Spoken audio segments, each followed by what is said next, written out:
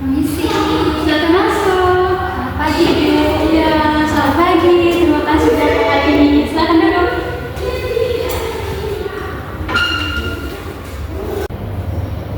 Oke, perkenalkan, saya sebenarnya sebagai konselor hari ini. Bolehkah saya tahu nama kamu siapa? Nama saya Gisel, Ibu. Oke, Gisel. Bagaimana kalau kamu hari ini? Jujur, hari ini saya merasa sedikit cemas, Ibu.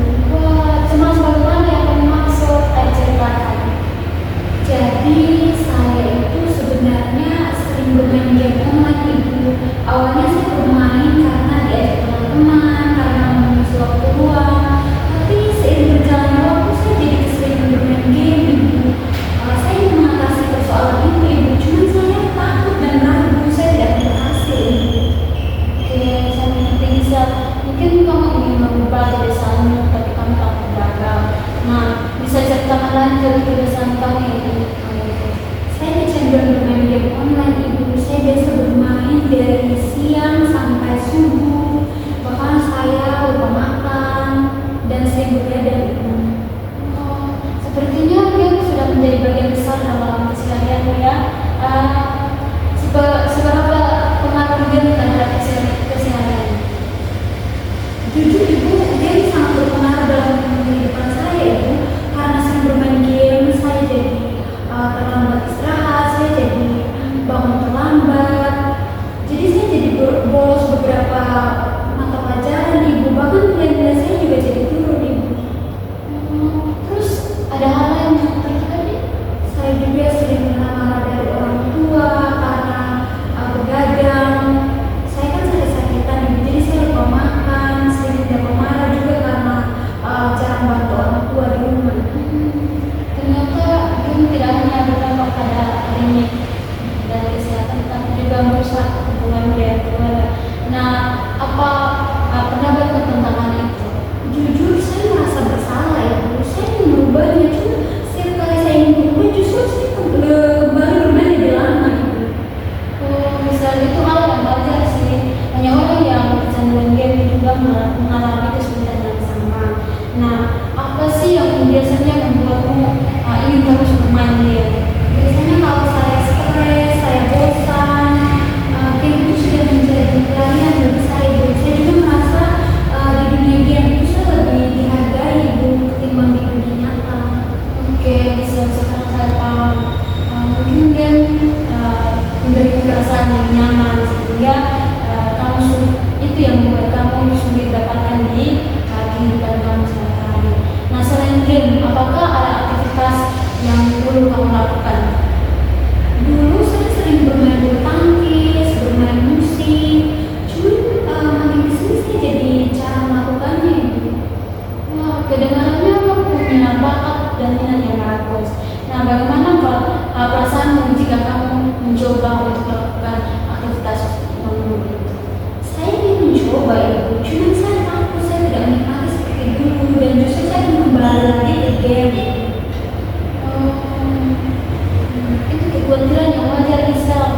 Tapi bagaimana jika kita membuat rencana bertahap? Mungkin bisa tidak langsung berhenti, tapi kurangi sedikit demi sedikit. Apakah bisa mencobanya? Ya, saya mau, Ibu. Tapi bagaimana caranya? Dan mungkin kita bisa mulai dengan waktu bermain game. So, misalnya dalam satu hari bisa bermain waktu game 1 jam per hari dengan membandingkannya dengan melakukan kakak dan minat bisa seperti tadi itu bermain badminton atau main musik. Nah, di situ juga bisa melakukan self reward atau hadiah kecil untuk bisa jika bisa berhasil melakukan. Oh ya, saya akan coba, Ibu. Mungkin saya akan mencoba terlebih dahulu dengan mengurangi waktu bermain game sampai 1 jam per hari. Oke, langkah yang bagus bisa. Nah, selain itu bagaimana kita mencari dukungan teman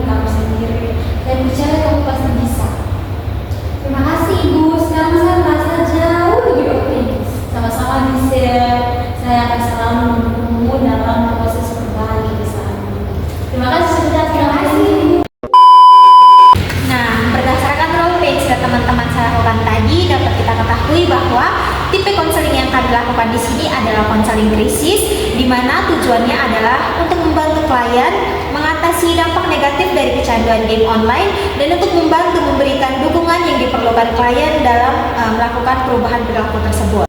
Sedangkan untuk teknik-teknik yang kami gunakan di sini ada 10. Yang pertama itu teknik attending, pertanyaan terbuka, eksplorasi, memudahkan, empati, dorongan minimal, menyimpulkan sementara, diam, merencanakan, dan pertanyaan tertutup. Sekian roleplay dari kami.